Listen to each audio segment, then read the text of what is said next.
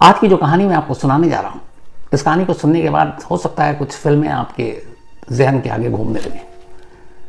ये वो कहानी है जिसमें पहले वो लोकल पुलिस, फिर सीआईडी, फिर सीबीआई सबने जांच की, लेकिन नतीजा सिफर रहा। ये वो कहानी है जिसमें जिन जिन लोगों को शक के घेरे में लाया गया वो सारे इतने बड़े लोग थे कि एक कोर्ट से दूसरे कोर्ट में स्टे लेते और फिर नौबत यह आ गई कि अभी लास्ट 2023 में ये तमाम बड़े लोग अदालत में पहुंचते हैं और अदालत एक फैसला देती है, और वो ये कि इस केस का जब जब आप जिक्र करेंगे इन लोगों के आप नाम नहीं लेंगे।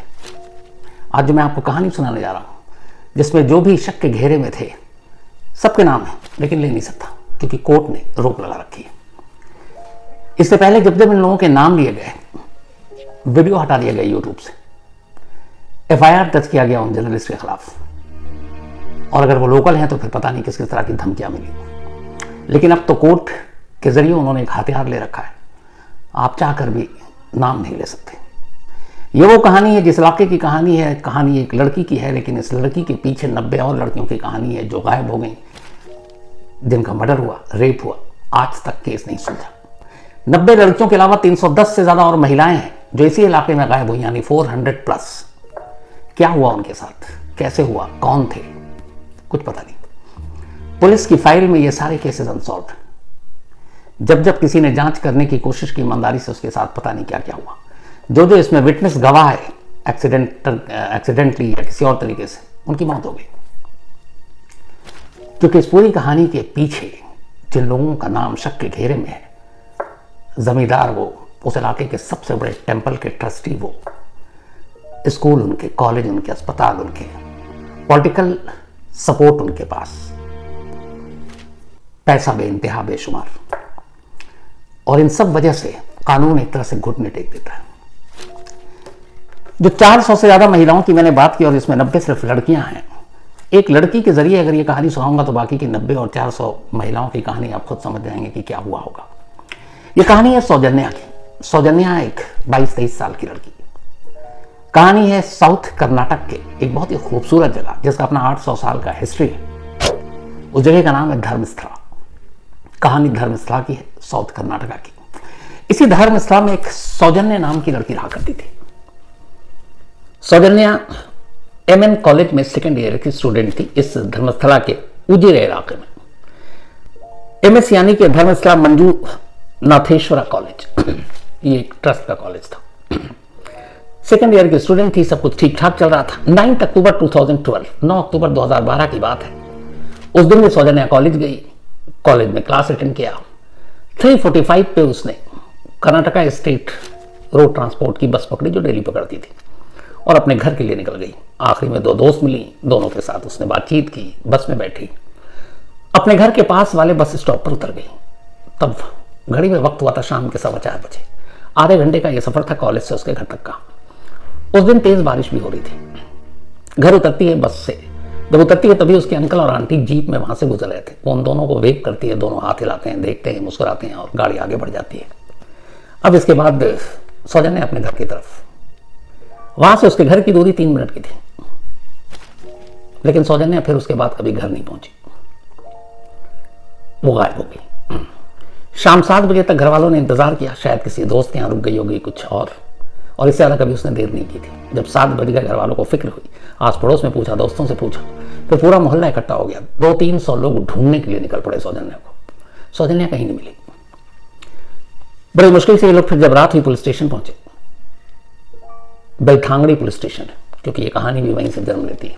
बेलठांगड़ी पुलिस वाले ने कहा कि रिपोर्ट तो लिख लेते हैं हम आपकी बेटी की गुमशुदगी की, लेकिन तलाश तब करेंगे जब वो सुबह तक घर नहीं आएगी, यानी रात को तलाश नहीं करेंगे। रात से सुबह हो गई, लेकिन सौजन्या घर नहीं लौटी। अब धीरे धीरे सौजन्या की गुमशुदगी की खबर पूरे इलाके में, और वो इलाके में सब भाईचारगी के साथ मिलजुल कर रहते थे। ढूंढ रहे इधर उधर, आसपास के जंगलों में ढूंढ लिया, कहीं नहीं मिला। लेकिन दोपहर होते होते अचानक कुछ लोगों की नजर सौजन्या के घर से मुश्किल से 300 मीटर की दूरी पर एक जंगल झाड़ी, वहां एक लाश थी। लाश एक पेड़ से बंधी हुई थी, और सौजन्या के जो शॉल था उसी शॉल के जरिए उसको बांधा गया था पेड़ से। जैसे ही देखा, हंगामा मचा, पूरे इलाके को पता चला। 3 से 4 हजार लोगों की भीड़ अगले कुछ मिनटों में उस पेड़ के नीचे थी। लाश की हालत यूं थी कि शॉल से लाश, दोनों हाथ उसके पेड़ से बंधे हुए थे, नीचे के कपड़े गायब थे, जिस्म पर जगह जगह चोट खरोच के निशान, प्राइवेट पार्ट्स पर चूंकि बारिश हुई थी तमाम मिट्टी का एक तरह से लेप लगा दिया गया था। पुलिस पहुंचती है। पुलिस जब वहां पहुंची तो करीब 3-4 हजार लोगों की तो भीड़ वैसी ही, तो आप समझ लीजिए कि क्राइम सीन का क्या हाल हुआ होगा।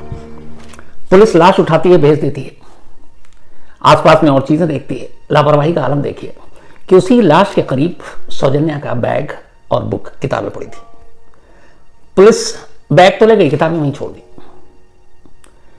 वीडियोग्राफी नहीं की क्राइम सीन की, फिंगरप्रिंट्स, फॉरेंसिक एक्सपर्ट्स, किसी को नहीं बुलाया। और सबसे हैरानी की बात यह थी कि इस पूरे इलाके में रात भर बारिश हुई। जब सौजन्या नहीं लौटी तो रात को और सुबह गांव वाले जब ढूंढने निकले थे तो इस इलाके से भी ढूंढ कर गए थे। इस पेड़ के पास तब कुछ नहीं था, लेकिन दोपहर अचानक वहीं पर लाश मिलती है। और सबसे अजीब बात यह कि पूरा इलाका गीला, मिट्टी, रात भर बारिश हुई, लेकिन बैग और किताबें दोनों बिल्कुल सूखी हुई, यानी साफ था कि कत्ल कहीं और हुआ। बाद में लाकर लाश को यहां डंप किया गया, लेकिन पुलिस ने इन सारी चीजों का कोई ध्यान ही नहीं दिया। पुलिस उठाती है, इसके बाद पोस्टमार्टम के लिए भेज देती है। इधर गांव में हंगामा, जिस तरीके से लाश लोगों ने देखा उनका गुस्सा, अब विरोध प्रदर्शन शुरू हो गया। इधर सरकारी अस्पताल में लाश को भेजा गया। 10 अक्टूबर को सौजन्या का पोस्टमार्टम होता है। पोस्टमार्टम रिपोर्ट में आता है कि उसके साथ रेप हुआ और उसका मर्डर हुआ। पर कमाल देखिए, पोस्टमार्टम रिपोर्ट रोशनी में नहीं, लगभग अंधेरे में हुआ। डॉक्टरों ने पूरी रिपोर्ट भी ढंग से नहीं दी, और तो और जो विसरा होती है उसका सैंपल भी नहीं भेजा। बस यूं ही चलता हुआ पोस्टमार्टम, और कोई वीडियोग्राफी नहीं पोस्टमार्टम की। लोगों को पता चला और गुस्सा। इधर 9 को ये गायब हुई, 10 को मिली, उसके बाद पोस्टमार्टम हुआ। 11 अक्टूबर को इसी इलाके में एक बाहुबली की स्टैचू है। उस स्टैचू के पास एक सीढ़ी है, उस सीढ़ी पर एक शख्स बैठा हुआ था जिसका नाम है संतोष राव। ये किसी और इलाके का था, कुछ दिन पहले इस नए शहर में आया था, पर इसे कहीं नौकरी वोकरी मिली नहीं, तो ये रात इसी सीढ़ी पे गुजार लेता। जो मंदिर है, टेम्पल है, वहां जाकर खाना खा लेता। शाम करीब 5:30 बजे 11 नवंबर को उसी बाहुबली जो स्टैचू है उसके पास बैठा हुआ था। अचानक कुछ लोग आए, उन्होंने पूछा कि तुम यहाँ क्यों बैठे हो। उनका कहना वो भागने लगा। उन्होंने उसे पकड़ा और पकड़ने के बाद पीटा। पीटने के बाद ले गए बेलठांगड़ी पुलिस स्टेशन और कहा कि यही है सौजन्या का कातिल। पुलिस ने भी पकड़ा, फिर पुलिस ने उससे पूछताछ की। अगले दिन 12 अक्टूबर को पुलिस ने ऐलान कर दिया कि सौजन्या का बलात्कारी और कातिल उन्होंने पकड़ लिया, केस सुलझा दिया, और वो बंदा है संतोष राव। इसके बाद उसी दिन उसी जगह जब क्राइम सीन था वहां से 100 मीटर की दूरी पर संतोष राव को अपने साथ ले गए, और जो अंडरगारमेंट्स थे सौजन्या के वो उन्होंने उसकी बरामदगी दिखाई। फिर उन्होंने कहा कि संतोष राव ने भी कन्फेस कर लिया। संतोष राव का फिर मेडिकल हुआ। संतोष राव को इतना पीटा गया था कि उसके जिस्म पर 17 जगह निशान थे, उसके जिस्म पर खरोचने के भी निशान थे। पुलिस ने बताया कि जब सौजन्या का ये जबरदस्ती करने की कोशिश कर रहा था, सौजन्या खुद से बचाने के लिए इसके जिस्म पर नाखून से उसने अपने आप को बचाने के दौरान घायल किया था। अब इत्तेफाक से संतोष राव को जिन लोगों ने सीढ़ी से उठाकर पुलिस स्टेशन तक पहुंचाया था, जब उन लोगों की सच्चाई सामने आई तो पूरा गांव और सौजन्या का परिवार इस बात को मानने के लिए तैयार ही नहीं हुआ कि संतोष राव ही सौजन्या का कातिल या रेपिस्ट है। उसकी वजह थी जिन 3 लोगों ने खास तौर पर संतोष राव को पकड़कर पुलिस के हवाले किया, वो तीनों उसी इलाके के, उसी टेम्पल के, उसी ट्रस्ट के, उसी जमींदार के अपने सगे नेफ्यू, रिश्तेदार, उसके खास दोस्त थे। इनमें से 2 तो उसी टेम्पल में, एक तो मुलाजिम था और एक के पिता वहां मुलाजिम थे। और सारा शक जिन जमींदार घराने की तरफ जा रहा था, ये तीनों उनसे जुड़े हुए थे। बाकी का छोड़िए, घर वाले भी सौजन्या के मानने को अब तैयार नहीं हुए।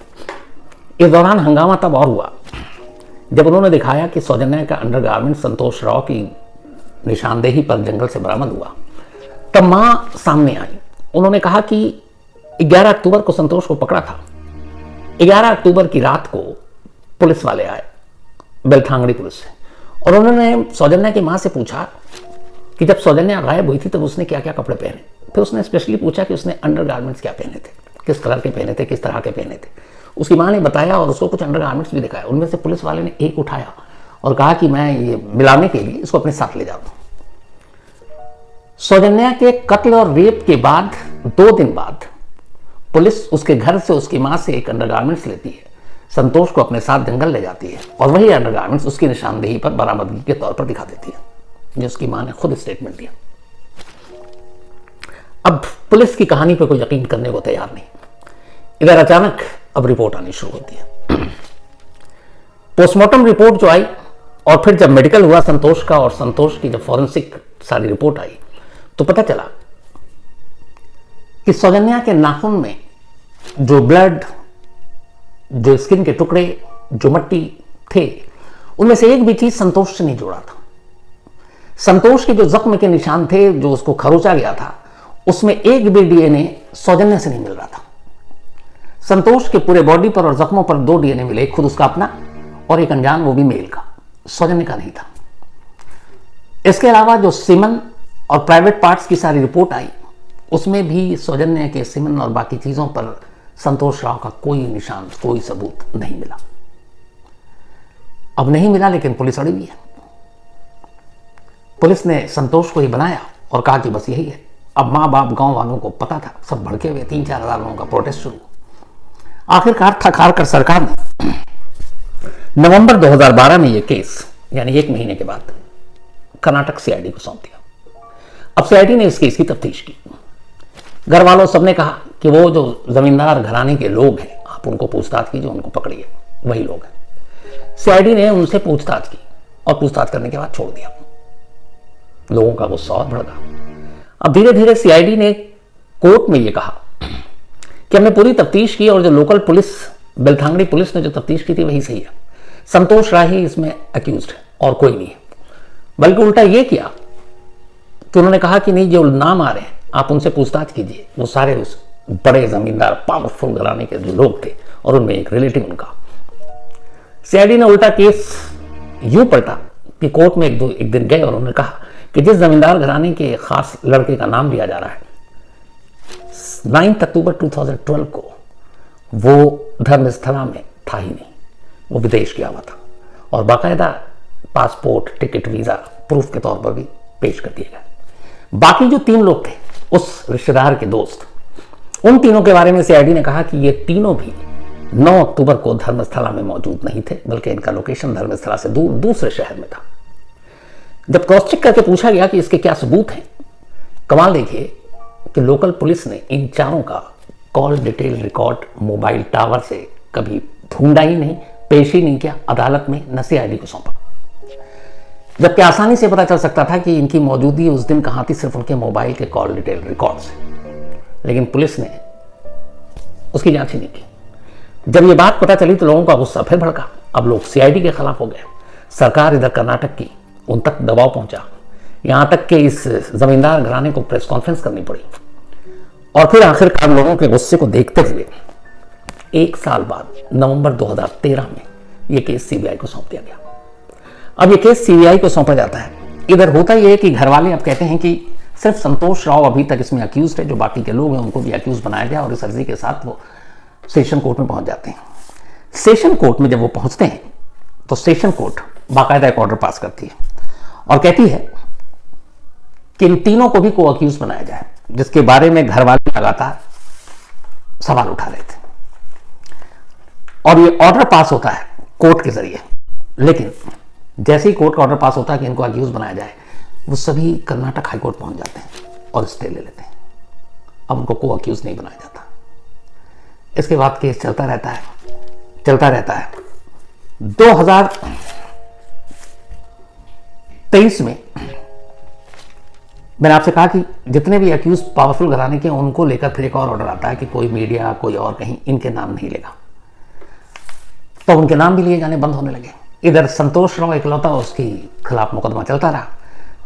लोकल पुलिस सीआईडी के बाद अब सीबीआई के पास था। 26 अक्टूबर 2017 को सीबीआई ने कोर्ट में चार्जशीट दाखिल की और चार्जशीट दाखिल करने के बाद सिर्फ एक अक्यूज बनाया, संतोष राव को।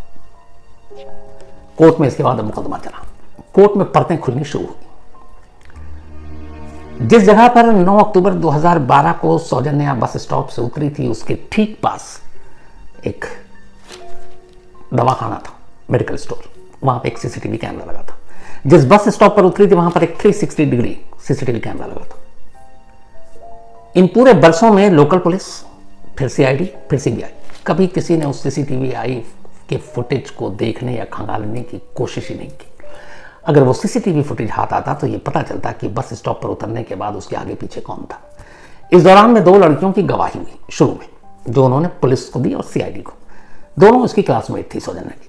उनमें से एक ने कहा कि जब वो बस स्टॉप पर उतरी, सौजन्या अपने रास्ते पर, वो अपने रास्ते पर, तो उसने 2 लड़कों को देखा था मोटरसाइकिल पर। एक कह रहा था नहीं, ये जगह सेफ नहीं है, यहाँ खुला है और बारिश भी हो रही है, कहीं और ट्राई करेंगे। वो उसी ट्रस्ट से जुड़े हुए लोग थे। एक और गवाह ने कहा कि जब सौजन्या गायब हुई उसके नेक्स्ट डे वो 3 लोग जो उनसे जुड़े हुए थे, जिनका नाम नहीं ले सकता, उनमें से 2 आपस में बात कर रहे थे और उसकी दोस्त वहां से पीछे से गुजर रही थी और उसने अपने कान से सुना और वो ये कि नहीं, कुछ नहीं होगा, बारिश बहुत हो गई है तो सबूत तो अपने आप धुल जाएगा। ये नाम थे गवाहों के दोनों, पर इनकी गवाही कभी कोर्ट के सामने कराई ही नहीं गई। एक और गवाह था जिसने सुसाइड कर लिया। कोर्ट ने पूछा कि आप सीसीटीवी कैमरा नहीं लाए। जो अदालत में फॉरेंसिक और मेडिकल सपोर्ट जो प्रूफ दिए गए, कोई डीएनए मैच नहीं किया संतोष राव से, न उसके सीमन पर, न प्राइवेट पार्ट पर, न उसके नाखून में। सौजन्या के नाखून में भी जो ब्लड, स्किन के टुकड़े या मिट्टी, उनमें से एक भी संतोष राव का नहीं था। संतोष राव के जिस्म पर जितनी भी खरोंची थी उनमें से एक भी सौजन्या का नहीं था। कॉल डिटेल रिकॉर्ड नहीं खंगाला, सीसीटीवी फुटेज नहीं दिया, पोस्टमार्टम रिपोर्ट अंधेरे में हुआ, विसरा संभाल के ही नहीं रखा गया। मतलब हर चीज इस तरह से की गई कि सीधा था कि इस केस में कुछ नहीं होना। 26 अक्टूबर 2017 को जब चार्जशीट दाखिल की, इसके बाद अगले 6 साल तक सेशन कोर्ट में मुकदमा चला। 16 जून 2023, 16 जून 2023 को कोर्ट ने अपना फैसला सुनाया और कोर्ट ने कहा कि एक भी ऐसा सबूत न पुलिस, न बाद में सीआईडी, न फिर सीबीआई पेश कर सकी जिससे कि बाकी छोड़िए संतोष राव को इस मामले में गुनहगार माना जाए। 12 से लेकर 23 यानी 11 साल तक संतोष राव जेल में रहा और 16 जून 2023 को कोर्ट ने संतोष राव को बरी कर दिया। इस दौरान में 4 विटनेसेस की मौत हो गई और इसी 2023 में इसी फैसले के बाद फिर एक और फैसला आता है जो जमींदार के घराने के लोग पहुंचे थे कि हमारा नाम कोई ना ले। और कमाल देखिए, कोर्ट ने ऑर्डर भी पास कर दिया कि इनका नाम ना लो। एक किसी इलाके में एक पुलिस वाले थे, उनका नाम है गिरीश। गिरीश को जब ये पता चला तो उन्होंने अपने तरफ से इस केस की जांच शुरू की, खूब लड़ाई लड़ी और अभी भी उसमें लगे हुए। इसके बाद धीरे धीरे जब इस इलाके में इस धर्मस्थला की कहानियां को खोदना शुरू किया गया तो पता चला कि धर्मस्थला और उसके आसपास 400 से ज्यादा महिलाएं और लड़कियां ऐसी हैं जिनका केस आज भी अनसॉल्व है, जो गायब हो गए, जिनका मर्डर हो गया, जिनका रेप हुआ, कुछ पता नहीं। और सबसे कमाल की बात यह थी कि जिस संतोष राव को इस केस में पुलिस, सीआईडी, सीबीआई सब ने एक्यूज बनाया, पुलिस का कहना था कि ये जो 9 अक्टूबर 2012 को सौजन्या गायब हुई और उसका कत्ल हुआ, 8 अक्टूबर को पहली बार संतोष राव धर्मस्थला पहुंचता है। ये एक सृजन इलाका है, वहां रहता था और आने के बाद इसी ने ये सब कुछ किया। अब यहां एक और भी आप चौंक जाएंगे, इस अक्टूबर से ठीक 1 महीने पहले सितंबर में इसी धर्मस्थला में एक लेडी का और रेप होता और मर्डर होता है और उस केस में भी पुलिस ने बाकायदा अपने पेपर पर रिकॉर्ड है संतोष राव को एक्यूज बनाया और पुलिस ने एक ही थाना, एक ही पुलिस और 2 रिपोर्ट, उसमें लिखती है कि संतोष राव बाहर से धर्मस्थला 20 सितंबर को आया था, 20 सितंबर 2012। सौजन्या के केस में वो वही पुलिस लिखती है कि संतोष राव धर्मस्थला में 8 अक्टूबर 2012 को आया था। यानी एक पुलिस, 2 रिपोर्ट। एक रिपोर्ट में पुलिस कह रही है पुराने केस में उसको फंसाना था कि वो 20 सितंबर 2012 को शहर में आया पहली बार। सौजन्या की रिपोर्ट में कहती है कि वो मर्डर से 1 दिन पहले 8 अक्टूबर को पहली बार शहर में आया और ये दस्तावेज है। उन 90 लड़कियों का क्या हुआ, ये जमींदार घराने का नाम क्यों नहीं, और आखिर क्या है इसके बैकग्राउंड की कहानी 800 साल पुरानी। ये टेम्पल, ये ट्रस्ट, ये जमींदार, ये पैसा, ये पावर और ये इतने सारे लोग जो गायब हो, जिनमें से किसी का सच पता नहीं, सब फाइलों में बिठा दिए गए। इस सौजन्या की एक कहानी से आप समझ सकते हैं, लेकिन मैं इस पर बाकी अभी रिसर्च कर रहा हूँ। जैसे इस टेम्पल, जमींदार और बाकी 490 खासतौर पर लड़कियों की जितनी भी कहानियाँ, जैसे ही उसके बारे में बाकी कुछ पता चलेगा, एक अलग से आपको वो स्टोरी सुनाऊंगा। लेकिन आप सोचिए हमारे देश में आज इस धर्मस्थला जैसी जगहों पर आज के दौर में जब इतना सब कुछ मुहैया हमारे पास टेक्नोलॉजी से लेकर सब इन्वेस्टिगेशन के लिए, और ये बहुत बाबा आदम के ज़माने की बात नहीं है, 2012 की बात है सिर्फ सौजन्य का, और उससे 1 महीने पहले इसी जगह पर एक और महिला का रेप और कत्ल हुआ था। हर केस पुलिस अंधे कुएं की तरफ ले जाती है।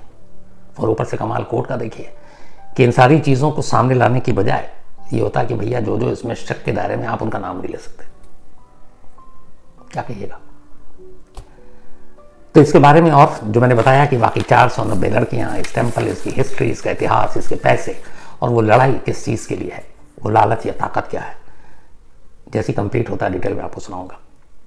तो कहानी में आज इतना ही।